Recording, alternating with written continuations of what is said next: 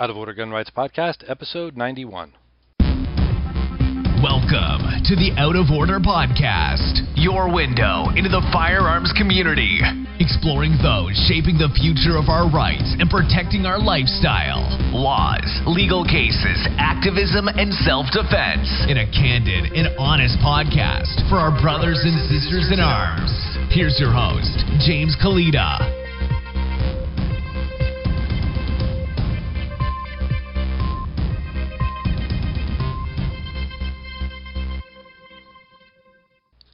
Thanks for tuning in to episode 91 of the Out of Order Gun Rights Podcast. Show notes page for today's episode is outoforderjameskalita.com/91. Today's sponsor is giftforgunnuts.com. Giftforgunnuts.com, where we get the gift ideas for the hunting and shooting enthusiast on your holiday shopping list, updated every day from now until Christmas. So head over to giftforgunnuts.com and check it out. And, of course, you can always help out the show by using the search bars on the show notes page, the Amazon search bars. If you use those, generate a commission for the show at no additional cost to yourself. And Liberty Classroom, where you get the history and economics lessons they didn't teach you in high school. Today's guest is Eddie Fulmer. Eddie is the president of Bamma, and now here's Eddie. Eddie Fulmer, welcome to the show. Hey, glad to be here for you this morning. Oh, great. So, Eddie, you are the president of Bamma. Would you tell us a little about that organization? I sure would like to. Bamma is a no-compromise gun rights group and mainly concerned with the state of Alabama. Of course, we're still concerned with national issues also, but we were formed in about 2012 and became a nonprofit. There was actually another gun rights group in the state, and we had some differences, and some of us went out and formed Bamma, and now we're the largest and just about the only group in Alabama. We're active in legislative affairs. We're a nonprofit. We sell memberships now, and we have a board of directors that runs things. And so we're growing pretty good here in Alabama. We're in over half the counties in Alabama now with a chapter in each one of those. Oh, excellent. So we're making a difference, we think. You know, we're working hard, and we've divided the state up into 7 different regions. It got so big that the board couldn't keep our hands into everything, so we had to start delegating, and that's good. That was hard for us to do, but it's really good. So, but you know, we've been in this business for about 6 years now, and been incorporated for a little over 5 years. So I think we're doing well here, and it's important that I think each state has a gun rights group, because we're able to, as we're a state group, to keep our hands in the politics of the gun rights issue a lot better than a national group, because we're here 24/7. Right. And these politicians come to our groups and speak, and we ask them the hard questions. We don't pull any punches. Good. And so what's the climate like there for gun owners in Alabama? Are you faced with a lot of anti-gun legislation, or? Well, we have.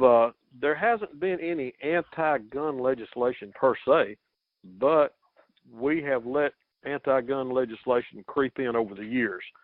But now, since we've been involved in the legislative process, we've not had any restrictions, so to speak, on us here. We've been up front, and they, of course, you know, there's always seems to be some give and take, and we want to be more on the taking end if we can. But we've had a constitutional carry bill up actually for the last 6 years, and every year it passes the Senate with a fantastic vote. But when it gets to the House, some of the Republican rhinos we have here put it in a committee that they control. And that's the problem we have in Alabama, and probably most other states, is that the committees are controlled, and the committee chair is basically like he's like God. He's over the committee. He says what comes in and what goes out, what will be voted on and what won't. So it really only takes one person to kill a bill, and we think that's wrong.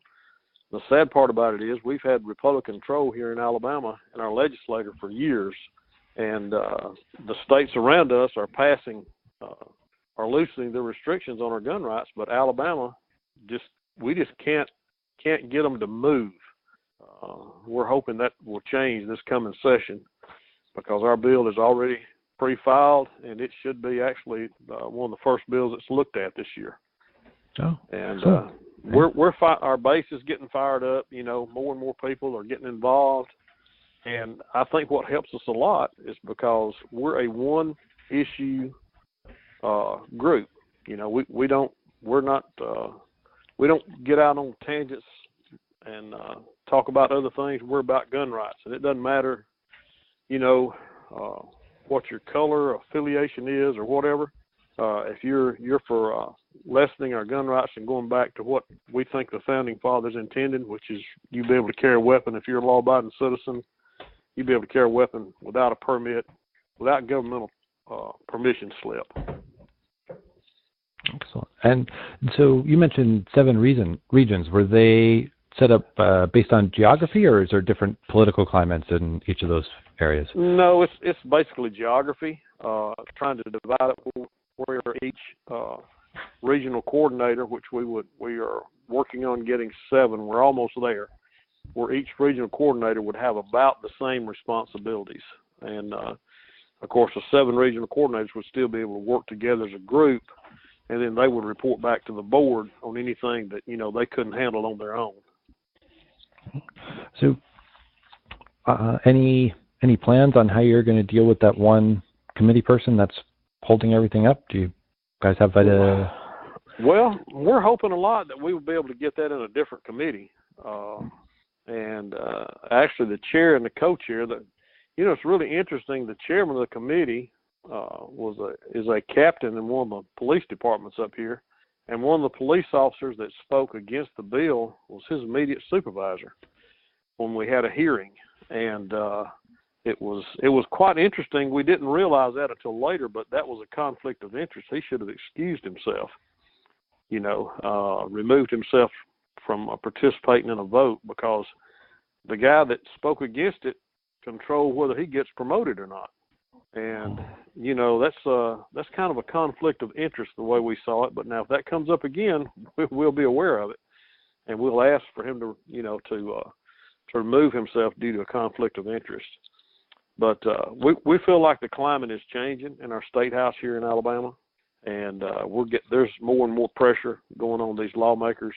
And like I said, the states around us are they're lessening the restrictions on gun rights. The interesting thing is, back in 1956, due to the civil rights movement, 1956, and this is just Alabama, you could carry a pistol in your vehicle without a permit, and you could openly carry it without a permit, and still can. It's always been illegal to openly carry a pistol in Alabama without a permit.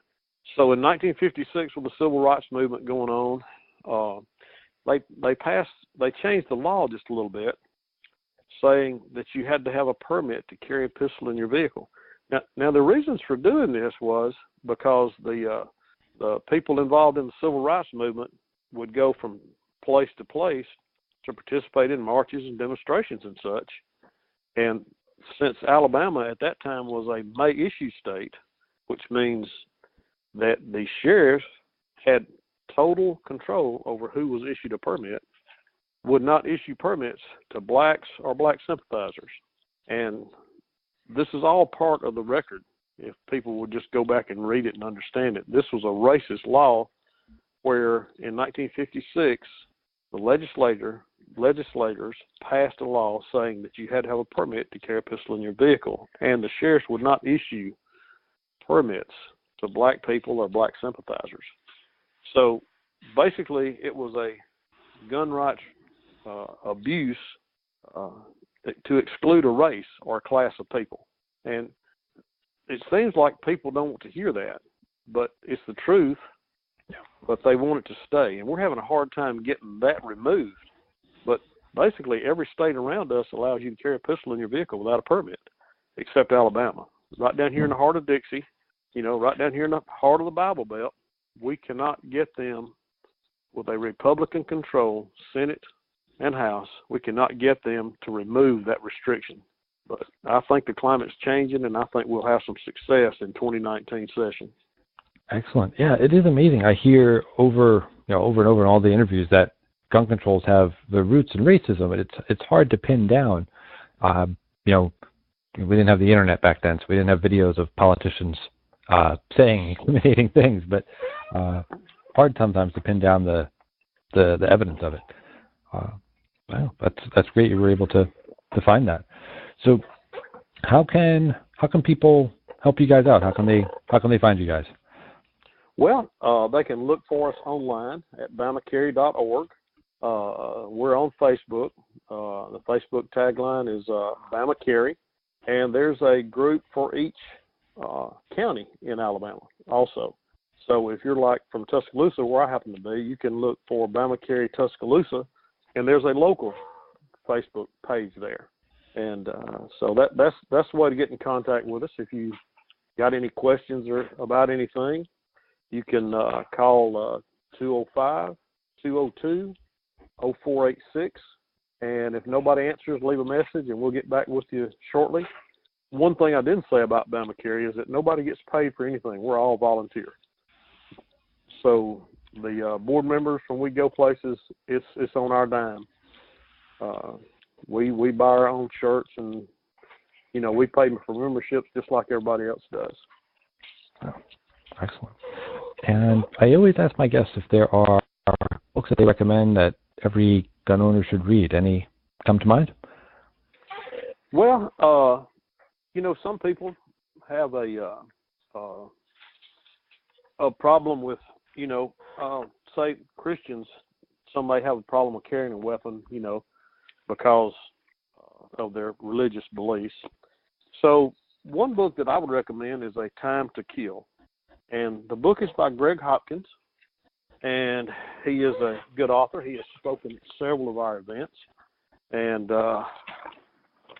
he does really, really well. And the book is very informative and in-depth, and you will find some very good information in there to kind of help you if you have any resistance to carrying a weapon because you're a Christian. Okay? All right, another book that I would recommend highly is a book by Dan Woes. He has actually written 2 of these books, and it's very, very interesting and very good information. If you have any inclination that you might want to help get involved in the gun rights battle to get our freedoms back where they were, the name of the book is Good Gun, Bad Guy. And basically, I think the title, and this is just my interpretation of it, not Dan's, although it may be his too, but the deal is that good guys having weapons curtail the bad guys. It's interesting, in every account with the government statistics shows that when gun registration gun regulation, is curtailed, so is crime. And I think it's actually the duty of every law-abiding citizen, patriotic American, to carry a weapon, because we are responsible for ourselves. And I know everybody's heard the old saying, when you need a cop, they're minutes away. Well, usually things are over with in 10 or 15 seconds or less. And so having a weapon with you and knowing how to use that weapon, I think is an essential item in being a well-armed patriot and defending the rights and freedoms of others, your family, and others around you, if that makes any sense. Absolutely. But I would highly recommend Dan's book. Dan has been to several of our statewide events, and actually he hails from New York. But his book is really good, and it's available online. It's available in the, I think we still have some, no, I don't think we have any more in the Bamma Carry store, but that book is available through Amazon, and it's Good Gun, Bad Guy, and there's edition 1, and the next edition is edition 2, or it's the companion. There's 2 books, book 1 and book 2, and it's Good Gun, Bad Guy 1, Good Gun, Bad Guy 2. And basically what it does is it destroys it helps you understand how to destroy the anti-gun narrative and fight back. Our problem is we've just stood back and taken all this abuse over the years, and a lot of times these lies and opinions have permeated into facts, and that's what we battle a lot of times, is that opinions are presented as facts and they're not. One of the funny things we hear all the time, and one of the biggest arguments that I hear here in Alabama is because a lot of us do open carry, and we open carry because, well, some of us may just have a pretty pistol, but we open carry because we feel like that it deters the criminal element, and it's hard to find any statistics on that, because if you deter a crime, who knows you did it. But we do know that many people will say, oh, you will be the first one shot. That just is not true. That's the opinion of a lot of people, but the facts do not bear that out. So we've had that argument over and over, but our group, Bamma Carry, is interested in preserving the right to carry in the manner that you choose. If it's open, hey, great. If it's concealed, hey, great. We're happy for you. Do it the way you want to, and for the government to leave us alone. Does that make any sense? It does, and especially when they start limiting one type of carry, and it just opens the door to kind of keep encroaching. Where we had a similar to you guys in Pennsylvania. They didn't change the law. They just had a judge say that since the cop can't see the gun on your hip while you're in the car, it's not open carry anymore. So, even just the idea that they're restricting concealed carry and not restricting open carry, they just keep changing the definition until you can't carry anything. So I'm glad you guys are fighting for that, and really appreciate your efforts. Yeah. We do a lot of shooting ourselves in our own foot, because many want to get into the argument, open, conceal, you big, call names, name calling stuff. We don't allow any of that on our pages. You come in there and you join Bamma Carry and you read and you learn, because we're basically an education group, and we educate with facts. And it's amazing the people that are so I'm trying to think of a good word for this, but they have believed something so long that in their mind it's factual, when in fact what they believed was what somebody told them that wasn't true. Does that make sense? It does. Yeah. And you can't get people to change even if you show them the law. Right. And say, look, right here is the law. It says right here you can't do this, or you can do this. And they say, well, no, you can't. You just can't do that. But the law says, doesn't say this is illegal. And it was a hard time learning and teaching people that if it's not illegal, then it's legal. If you can't find a code in the law that says, this is illegal, then it's okay to do it. And my explanation of that is, show me in the code, show me in the law where it says you can open carry. Well, I really can't just show you that because it's not in there, because it's not illegal.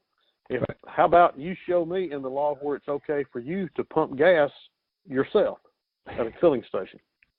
Well, and it helps them to understand, hey, maybe you got a point. But sometimes it's just clear as mud, and that's as clear as it'll ever be. Absolutely. Well, Eddie, I thank you so much for being on the show, and any parting words for our listeners? Let me just put out a little shout out for our statewide event that we have on February the 9th, 2019. Bamma Carry has hosted a statewide gun rights freedom conference for about 5 years. I think about 5 years now. And what we do is we have an all-day event in a civic center, and this is going to be in Jasper, Alabama. It's centrally located in the state as best as we could go with it. And we will have our guest speakers. I just want to go down the list just a little bit here for those in Alabama. And for those national gun rights folks, you'll know that Eric Pratt of Gun Owners of America, he was with us this year, and he's going to be with us next year. And Eric's a great guy, I call him a friend, and he is a friend of gun owners. He is a no-compromise guy. And the other guy we have, and I'm sure you probably heard of him, is Mark Robinson. Mark was the black guy who confronted the city council, if you remember, about gun rights, and it made the news all over the place. And Mark wants to come to we offered him a place to come down here, and he was eager to come down here and share his story with us. And that's going to be a real good. I'm can't wait to get to meet him face to face and shake his hand and tell him how much I appreciate him standing up for our gun rights. We also have Caitlin Bennett from Kent State. I'm sure you've heard of her. I have, yeah. Yeah, she's the young lady that had her graduation pictures from Kent State made with the AR-10 slung over her shoulder, and has been quite in your face about it. We also going to have our Lieutenant Governor, Will Ainsworth. He's not Lieutenant Governor yet, but he will be by the time this statewide event goes on. And C.J. Grisham from Texas, that's been involved in Texas open carry and all that stuff out there where he got arrested. He'll be here to speak with us also.